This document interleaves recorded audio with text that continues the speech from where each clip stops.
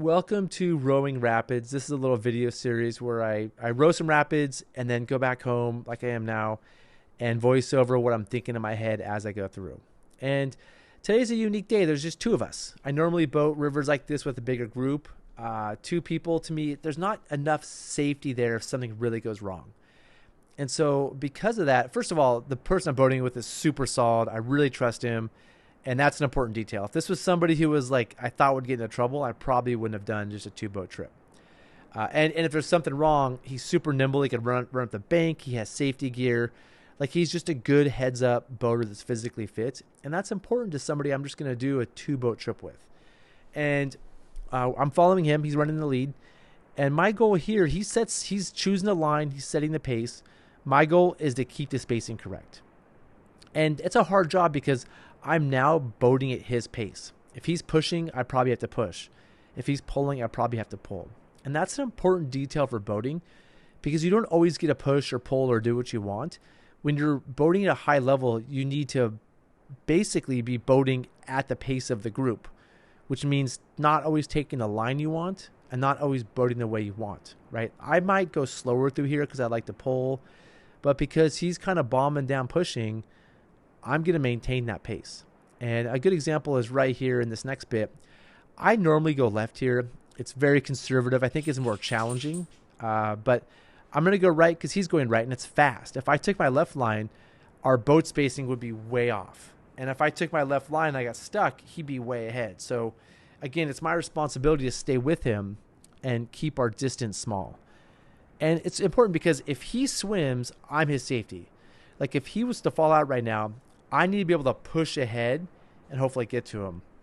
At the same time, like if I swim or I have a problem, he needs to be able to, be close enough to help me. If he's a long ways away from me, I'm in for a long swim. So we are each other's safety right now.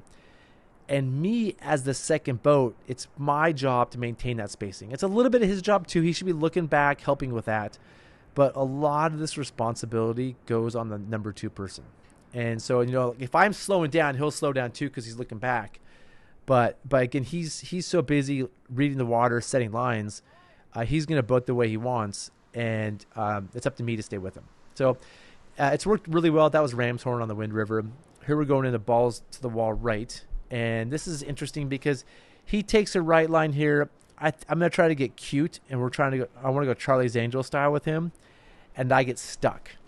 And this is going to mess up our spacing. See how he's getting pretty far ahead right now. And, he's going to look back and see that and then eddy out. He's like, oh, Zach's stuck. I need to eddy out and wait for him. And so I do make a mistake here. But luckily I have a solid partner who's heads up and sees that.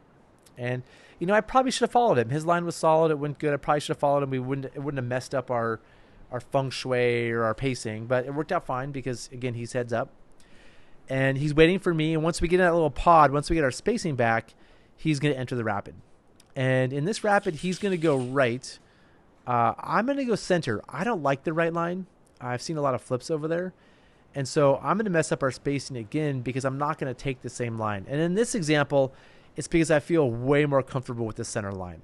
I'm going to choose to take the center line, which to me is conservative and has less chance of error, than take a right line where I could mess up, even though it's messing up our boat spacing.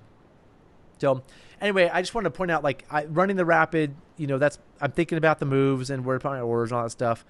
But what's really going through my head the whole time is looking out for each other, making sure our boat spacing is correct and that we're a good pod. So that's it for this episode. Thanks for watching. If you see things you want to add to this, have questions for me, point things out that I did wrong, whatever, please leave comments in the comments section below. And see you in the next episode. Thanks.